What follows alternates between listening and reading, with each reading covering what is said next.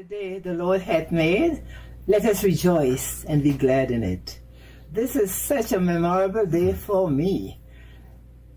Living in Brooklyn, New York, I had a vision a Saturday night, and in that vision, I was traveling on a road, and I saw the steeple of a church. And when I saw the steeple, I told my friend, I said, I want to go into that church now. So he took me to the church. And as I walked up the aisle, there was a little table with a collection plate. And I saw a little lady this knee high standing near the plate. So I dropped some collection in the collection, and I walked out back to my home in the vision the Saturday night. Sunday morning around 10 o'clock, I heard a voice said to me, Cynthia, prepare your supper, and I want you to get into St. Francis of Assisi Church, 32nd Street, New York, for the afternoon service. Now it's the first time I'm hearing a voice.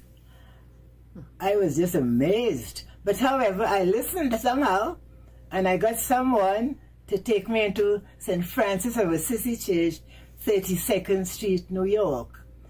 32nd Street, New York, St. Francis Chapel is downstairs, and St. Anthony upstairs, 32nd Street, New York. So I went into St. Francis of Assisi Chapel first. And as I walked in there is a focus of Saint Germain, which he called Saint Joseph. Huh? In our church is Saint Germain. And I saw this little lady in front of Saint Germain lighting candles and speaking to him. And she turned to me and she said, oh, what a lovely scarf you're wearing. I always covered my head with a scarf when I go into the chapel. She said, what a lovely scarf you're wearing. I said, thank you. And I went upstairs to the service. Upstairs. After the service, I just don't run out of the chapel. I go around to the different focuses, making my little devotion. And the priest who was in charge of locking the gates, he came to me and he said, sweetheart, I'm sorry, but I already closed the front gate, so you'll have to use the rear exit. I said, fine, use the exit, yeah. So I did my devotion, and I walked around, and I continued my devotion. And as I'm walking towards the rear exit, again I heard a voice said, Cynthia, entertain strangers. For adventure, you will entertain an angel. I said, wow. So I walked a few more footsteps, and there was this little lady that I saw in the vision who was also lighting the candles in front of Saint Germain. She was standing there, and she said, I'm walking past her now, and I heard her say, who is Gladys? I said, what? What did you say? She said, who is Gladys? I was speech-bound. I couldn't speak. Gladys is my mother's name, who I didn't know. I was 2 days old when she passed, so I knew nothing about her. And this lady is going to tell me who is Gladys. So she got my attention 100, 2,000% right there. And then she was able to explain to me how my mother passed and what hymns my mother passed, or hymns my mother liked. And 9 days after my mother passed, when her sister, which is my aunt, also passed, she was able to tell me all of this. Yeah, this little lady. So, however, she was a homeless person, but somehow she had a place in a hotel in New York City, near to 32nd Street. So, however, after I met her, I got kind of friendly with her.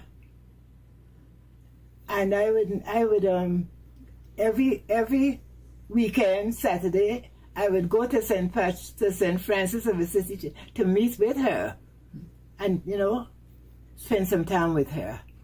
And You called her Candles? No, we did. No, when I first met her, and she told me, who is Gladys? I'm forgetting here now. 92 years young isn't that easy, You're doing fine. However, she told me who is Gladys. She got my attention 2,000%. So then she told me, I don't care what you do, but I want you have to go out there, and there's a being over you with a yellow turban draped hair. You have to find him. I don't care what you do. Wow. I listened, a being over me with a yellow turban draped hair. When you look into his eyes, you will know who he is. I said, wow. 2 weeks after I had this with her, I had a friend in Brooklyn, New York, who invited me to a little chapel in Brooklyn for a Sunday service. I said, thank you, and I went. And as I walked into the chapel, this pastor there was a keeper of the flame from way back, and she opened her own little St. Francis Ascensionist Church. That was the name of the chapel she had. So she had this chapel. She was a keeper of the flame from way back. So she opened this. And as I walked in there, the divine chart, Almoria, yellow turban draped hair, I was home. And because of that, today, of that vision, I am here today. But okay, as I said, I used to go to meet her every Saturday in St. Francis of Assisi Church. So our friendship lasted about 3 months. And the last time I saw her, I was supposed to be traveling to a pilgrimage from another church, going upstate New York on a pilgrimage. She said, Cynthia, I don't want you to go to that pilgrimage. I said, well, Jesus Christ himself will have to come down and tell me don't go because I am going. So I went. You know what? We couldn't even get off the bus. The weather was so bad. I saw lightning coming down the electric poles. We couldn't get off the bus. So that was the Sunday. The Monday I went to work, and when I saw her lighting the candles, and my name for her was Candles. So when I went to work that Monday, she called, and my children know that I have this friend called Candles. So my son told me, Mom, your friend Candles called. I said, oh my God, I'm so sorry I missed her call. So sorry. Tuesday morning, my phone rang, and the voice said, this is Detective Holland. I said, oh my God, Detective. I have children. So, Detective Holland? What is that? So he said, okay, do you know Candelaria Phillips? I said, yes. He said, do you know if she has any relatives or friends around?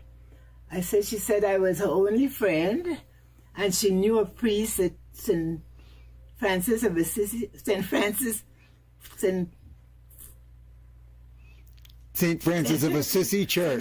Church at 32nd Street, New York. She said she had a friend there, and his name is Father Felix McGrath. So I said, okay. So he told me, Detective Holland told me, we'll try to contact him. And he said, I want you to calm yourself. She is no longer with us. Gone, she's gone. So that call he made from the hotel where she was, he traced it until he found me. So if she did not make that call, I would be sitting here today. I would not have known of her passing. So I always pray for Detective Holland and Father Felix McGrath every single day. Because if it wasn't him, I would not have known. So anyway, our friendship lasted for 3 months. And when I got that call now from Detective Holland, I said, I'm going to St. Francis Assisi Church to meet Father Felix McGrath. And I went to him, and I said, Father Felix, I walked with a blank check.